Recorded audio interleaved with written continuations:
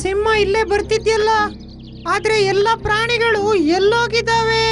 ಅವಾಗ ಕೆಳಗೆ ಮೋಟು ನಿಧಾನಕ್ಕೆ ನಡ್ಕೊಂಡು ಹೋಗೋದನ್ನ ಕೋತಿ ನೋಡತ್ತೆ. ಆಮೇಲೆ ಅದು ಹೇಳುತ್ತೆ, ಮೋಟು, ಬೇಗ ಎಲ್ಲಾದ್ರೂ ಹೋಗಿ ಅಡಕ್ಕೋ, ಇಲ್ಲ ಇಲ್ಲಿಂದ ಓಡೋಗು, ಸಿಂಹ ನಿನ್ನ ಹತ್ರನೇ ಬರ್ತಾ ಇದೆ.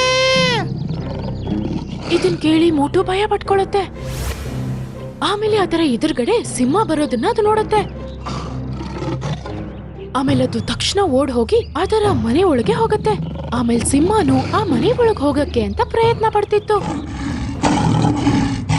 ಆದ್ರೆ ಸಿಂಹನು ಒಳಗ್ ಹೋಗೋ ಅಷ್ಟು ಆ ಮರದಲ್ಲಿದ್ದ ಚಿಕ್ಕ ಗುಹೆಯಲ್ಲಿ ಜಾಗ ಇರ್ಲಿಲ್ಲ.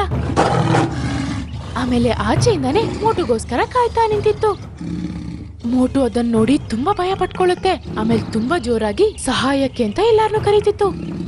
ಆ ಮರದಿಂದ ಮೋಟುವಿನ ಶಬ್ದ ಕೇಳಿಸ್ತಿದ್ರಿಂದ ಕೋತಿ ಅಲ್ಲಿ ನೋಡುತ್ತೆ.